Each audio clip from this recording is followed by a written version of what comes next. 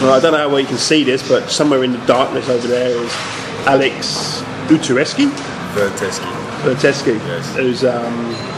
Who's a new goalkeeper for Solo Satria, and here in this LPI, the new Indonesian breakaway league, which is somewhat unofficial and somewhat controversial and making lots of headlines. Alex, you were in Perth Glory last year, is that right? How the hell did you end up in Solo? Perth to Solo. Think about the lifestyle, man. It was a funny story. The general manager of the new league, Adia, was over in Perth to meet up with a friend of mine who also plays in the LPI, Robbie Gaspar. Oh yeah. And Robbie Gaspar was due to fly in on a certain day, and Aria was already in Perth, so I arrived in. So it's okay if you. This is the beer's just arrived. Sorry, carry on. So Robbie called me and said, "Listen, a friend of mine's in Perth. I won't arrive till tomorrow. Is it okay if you show him around Perth a little bit?" So showed him around Perth, showed him a bit of Fremantle, and as they say, the rest is history. So he told me about the new LPI and what was happening. I said I was interested. 3 months down the track, he said, "Listen, there's an opportunity for you to come over here. Do you want to have a look?" I flew over for 4 or 5 days. I went to Solo. So one minute you're like a tour guide, next minute you're a goalkeeper in Solo. How was it Solo? Could it have been any club? Yeah, it could have been any club, but I guess he pushed Solo to me as in it's a nice city, which I find is a very nice, quiet city. It's the fans are very, very good. The Paso Apati fans are fanatical. You know, the first game of the season had 30 odd. Well, they won the Jakarta Casual Fans of the Year award for last year. So. Oh, beautiful! They're awesome. Honestly, they're phenomenal. Every time, like we played our first game. Obviously, I didn't play, but I was there, and they're losing 5-0. And they were still cheering and still singing. And when they scored, it was like they were up 1-0. You know, it was phenomenal. So I look forward to making my home debut next week. Who are you playing next week? Bandung. What about the culture shock? I'm not been to Perth. I've been to other parts of Australia, and it's they're quite sporty, quite outgoing cities, quite a lot going on.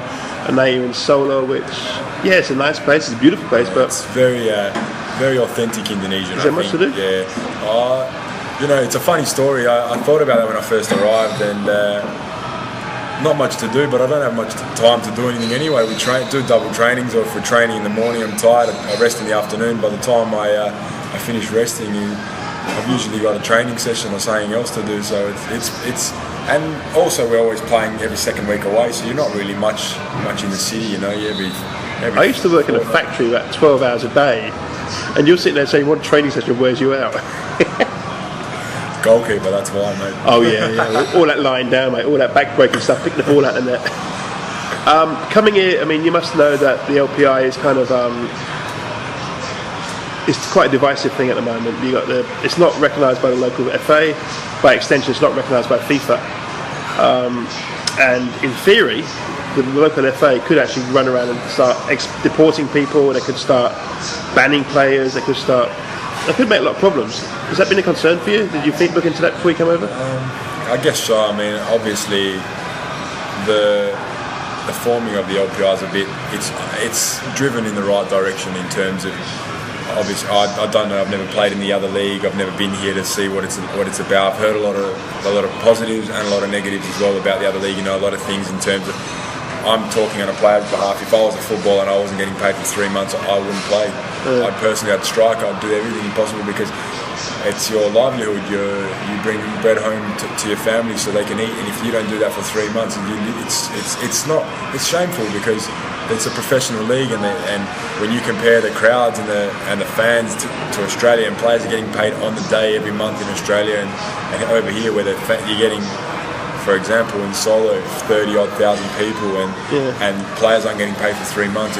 It's demoralising. I played in Macedonia before I went back to play in Australia, and it was a similar story. There's some fantastic players, and they don't get paid for 2 to 3 months, and it's mentally taxing as well on people. So I think, obviously, I've thought about the repercussions of playing in the LPI, but also I think it's an opportunity to be a part of something that could be a phenomenal revolution in Asian football, not just in Indonesian football. I think if they do the right things, I think there's no reason why in 5 to 10 years the Indonesian football can't be on par with the likes of Japan, the likes of Korea. You know, there's no reason. Like, you look at some of the coaches that have been brought in to coach in this league, and they're coaches with names, and not just any person coming in. You know, and I think the main focus will be on them to develop Indonesian footballers into becoming more complete footballers, because the potential is phenomenal. You have a country of 270 million people, and the number one sport is football. That's it. There's no other sports competing with it. Like in Australia,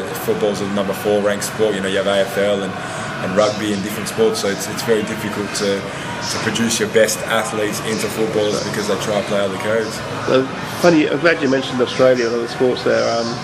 Coming from Perth, you got a bit of an AFL background, didn't you? I mean, I have my favourite team, West Coast Eagles, but I never being my background's very European, very bold. As soon as I was born, I had a football at my feet, so there was never an opportunity for me to play AFL. But I'm glad I took the path of playing football, because it honestly is the best game you can play, and it's 90 minutes in a week where you don't have a worry in the world. You don't have I bet the coach would agree with that. All right, we're just talking now after the game against Batavia Union, where you 1-0 down and you come from behind, and then maybe a heart-stopping moment in the last minute with the penalty. What did the coach say after the game? Was he kind of happy with the performance? Yeah, listen, obviously last week the result against Persema Malang wasn't what you were looking for. You know, to lose 5-1 in your first game at home is a bit backbreaking for a team. So to bounce back the way we did, you know, and I know the foreign players came in this week and didn't play last week, but full credit to the local players as well. You know, they really stood up today. I thought there was a few local boys in our team that played very well for us today, and I think it's the signs are good, because Batavia won a very difficult game the week before as well. Talking about the local players, which of the local players in the other team, maybe you weren't noticing them, but which of the local players in the Batavia Union impressed you? I'm not sure if their left-sided midfielder was a local or not, and the number 10. Yeah. Was he local? Tantan, yeah. I fancied him because his movement was good. You fancied him? Yeah, I mean, something else in English. As a footballer. But, in shorts and socks, all right, whatever. But for me, it was very tidy, very smart. You know, his movement was good, and he caused us a couple of problems in the first half.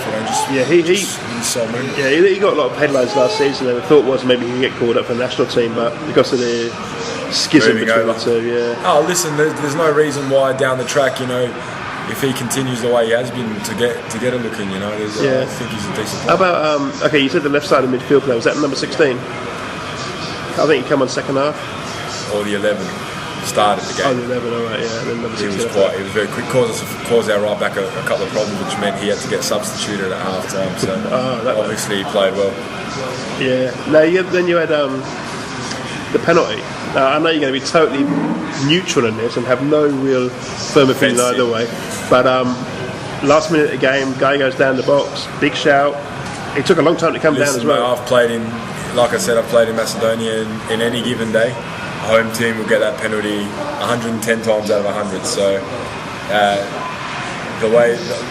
fair play. Obviously the referee didn't see it as a penalty, so we'll take that. If it was a penalty, I would have tried my best to save it, but it wasn't. So I'll thank my lucky stars for that one. And you don't recap. All right, I think we're running out of time now, mate. Just got one more question to ask you. Are you a cricket fan?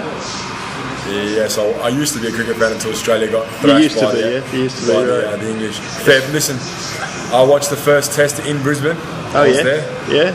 And apart from the magical 3 wickets in 3 balls, Australia had nothing else to bring to the party. So I said to Robbie Fowler, who was sitting next to me at the time, all right, I said, "You lot will win the Ashes," and he said, "I don't know." I said, "You'll win the Ashes, mate. We can't get a hat-trick every game." That was your tactic, Ed. All right, mate. Nice talking to you, mate. Take care. Thank you for having me, mate.